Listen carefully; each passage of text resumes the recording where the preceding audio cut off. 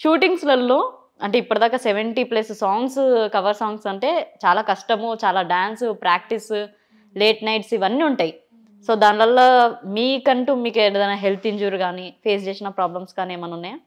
అంటే ఫీవర్ వచ్చిన టైంలో కూడా చేయడం జరిగింది. ఇంకా సమ్మర్ సీజన్‌లో అయితే ఎండ దెబ్బ తగిలి బాగా సిక్ అయిపోయినా. కాకపోతే ఇంకా ప్రొడ్యూసర్ లాస్ అవ్వొద్దని వెళ్ళడం కూడా జరిగింది. చాలా ఇబ్బందులు ఫేస్ చేశా హెల్త్ పరంగా అయితే కొన్ని టైమ్స్. కొన్నిసార్లు ఆపే వాళ్ళని ఆపినాం. వీళ్ళది ఆపొచ్చు అనుకున్న వాళ్ళది. కొన్ని టైమ్స్ అయితే ఇంకా నైట్ సిలైన్స్ పెట్టుకొని మార్నింగ్ షూట్ చేయడం ఇట్లాంటి ఇబ్బందులు ఫేస్ చేశా. ఓకే. కానీ అంత యాక్టివ్‌నెస్ ఇంగా కెమెరా స్టార్ట్ అయినమంటే అయిపోతది అనుకుంటా కదా? అవును. ఎంత హెల్త్ ఏదున్నా అదొక ప్యాషన్ కాబట్టి.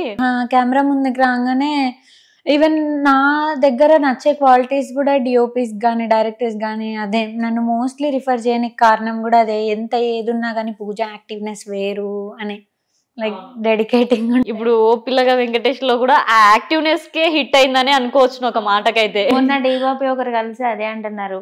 పూజ ఎందుకు మేము పూజని రిఫర్ చేస్తామంటే మంచి చలికాలంలో 3:00కి వాటర్‌లో మునిగి తేలే సీన్ అది. ఆ సీన్ చేసింది అసలు ఏ అమ్మాయిని నేను ఇప్పుడు చెయ్యను అట్లా అంటే ప్రతి ఒక్కరు పేచి పెడతారు. కానీ మా షూట్ లో చేస్తుందంటే ఒక డైరెక్టర్ ఏది చెప్తే అది చేసేస్తుంది. అట్లా అంటే తను చెప్తున్నారు పూజలో ఈ క్వాలిటీస్ బాగుంటాయి, అందుకే వెబ్ సిరీస్ కి పూజ అనగానే ఓకే చేసేయండి అని చెప్పిన అంటున్నారు. చలి పెట్టలే వన్స్ ఒక్కసారి షూట్ ప్యాకప్ చెప్పినాక ఇంకా మమ్మీకి ఫోక్ సాంగ్స్ అంటే దాదాపు బయట అడవిలో రాళ్ళలా అలా జరుగుతాయి కదా, అంత ఎండాకాలంలో కూడా చెప్పులు లేకుండా చేసేస్తుంది.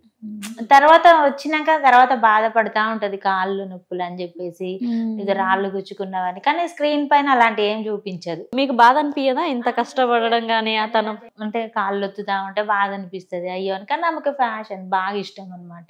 ఓకే. ప్రపోజల్స్ ఏమైనా వచ్చాయా మరి? వస్తూనే ఉంటాయా ఇంకా రెగ్యులర్? ఓకే. అంటే డైరెక్ట్ గా కాలేజ్ కానీ స్కూల్లో కానీ? కాలేజ్ ఇంకా అంత ఉండదు, ఎందుకంటే నేను వెళ్ళేదే తక్కువ. ఇంకా స్కూల్ జనరల్గా షూట్స్ ఇవన్నీ అంటే ఇంకా కామన్. సో నేను అవి ఎక్కువ పట్టించుకోను. కొంచెం ఏమైనా డిస్టర్బెన్స్ అనిపిస్తే అమ్మకి కంప్లైంట్ చేసేస్తా. ఓకే. ఏమైనా వార్నింగ్ ఇస్తారా? వార్నింగ్ ఏముండదు అసలు, అంత ఎక్కువ ఏం కాలేదు. అంత ఎక్కువ జస్ట్ ఈ ఫీల్డ్ లో ఎవరన్నా ఇట్లా అంటున్నారు ఇట్లా అని చెప్తుంది, ఆ లైట్ తీసుకో, మనం పెద్దగా పట్టించుకోవద్దు, అసలు వాళ్ళకి ఆన్సర్ కూడా చెయ్యొద్దు అని చెప్తుంది. అంటే చాలా మంది వద్దన్నా కూడా ఎంట పడేటోళ్ళు కొందరు ఉంటారు. అట్లా ఎవరైనా ఉన్నారా? ఇప్పటి వరకు అలాంటి ఏమి రా. అంటే పూజ ఫస్ట్ ఆఫ్ ఆల్ అన్ని నాతో చెప్పుద్ది, ఏదైనా చిన్న విషయమైనా.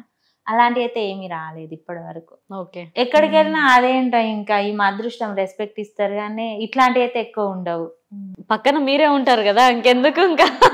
అది కూడా అలా అనుకుంటాం, మేము ఉండడం వల్ల ఆమెకు ఆ రెస్పెక్ట్ వస్తుందేమో. ఎందుకంటే సింగిల్ గా వచ్చే అమ్మాయిలను చూస్తాం మేము. అవును. ఆ అమ్మాయి ఎక్కడుంటే చుట్టూ అక్కడ అబ్బాయిలు ఉంటారు, అట్లా ఉంటది. పూజ ఉన్న చోట అట్లా ఏం లేదు, అందరు మర్యాదగానే ఉంటారండి.